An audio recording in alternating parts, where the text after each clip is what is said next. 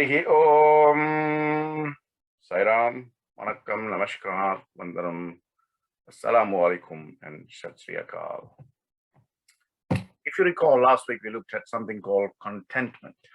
Today we jumped to the boat, next to the boat of contentment, called the boat of gratitude.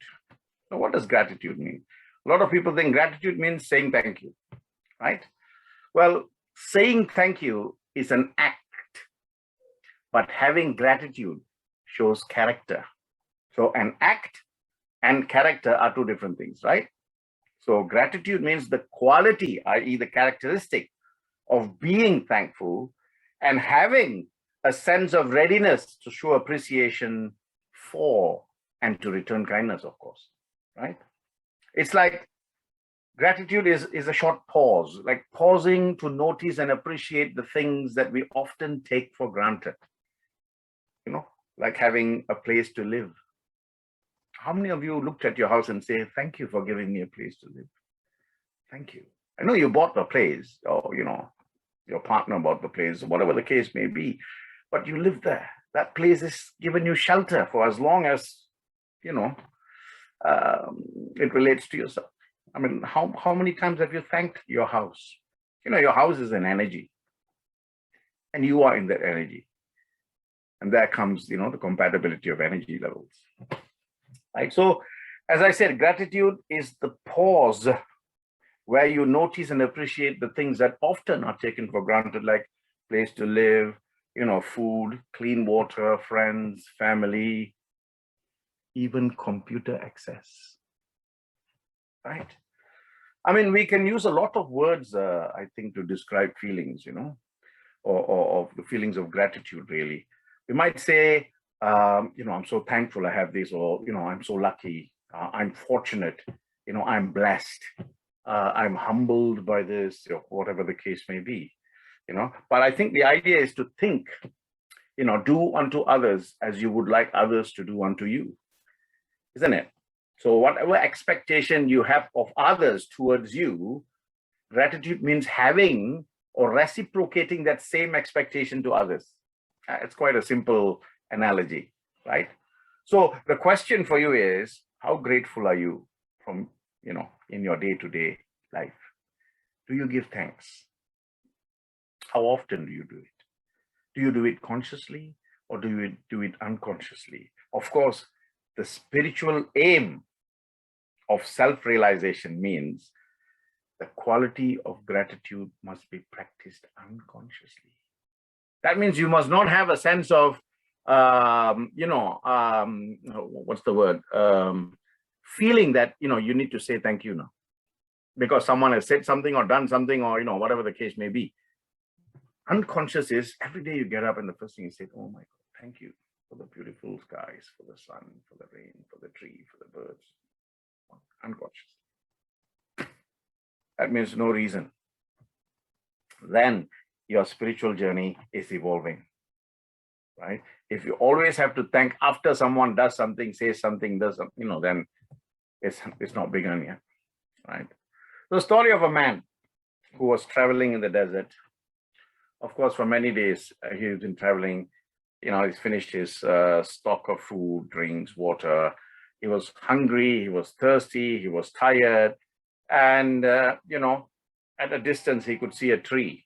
Right? As he went closer and closer, he found the tree to be real, because sometimes, you know, having been in the desert for so many days, you can get illusions and hallucinations. So he thought he was just seeing things, but he got there, he saw this big tree that was providing abundant shade. You know, it had beautiful fruits on the tree. And then, you know, just behind the tree, he could see a little spring running under it. So he was so happy. He ate the fruit, he went there, he drank the water to his heart's content, you know, he cooled himself, you know, with the water, and he rested under the abundant shade that the tree was providing. He was so happy. And the next morning, he was ready to resume his journey. As he was going to go, he stopped, he turned, and he looked back at the tree, and he said, oh, tree, how shall I bless you? Shall I bless you with sweet fruit? But no, because, you know, your fruit is already sweet, for I have tasted it. Shall I bless you with abundant shade? No, your shade is already abundant, for I have experienced it. Shall I ask you for clean spring water to run under you? No, a beautiful spring is already running under you. So I can't bless you with anything except I can bless you by saying, let God's will that all trees that come from your seed just be like you. May it be God's will, he said, that all the trees that come forth from your seed be exactly like you, So consider this here. I mean, a blessing is an act. It's a gesture or word whereby one person transmits the power. What power? The power of life to another by saying the right thing at the right time for the right reason, right? I mean, how do you, like the tree in the story, how do you transmit the power of life to another person? I mean, have you done something or said something or just been present where someone has got so much out of that and they come and thank you? Like the tree, it's just there, The nature of the tree is such. So the nature of the human being is to be compassionate, is to show love, is to show gratitude. So how natural are you as a human being? A grateful heart is a magnet for miracles. Lao Tzu, the Chinese Confucianist, right? What separates privilege from entitlement is gratitude. Abraham Lincoln.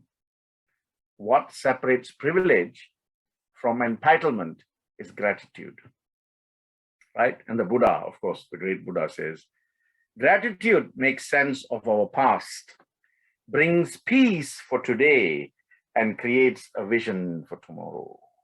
Until I see you next week, stay blessed. Sai Ram.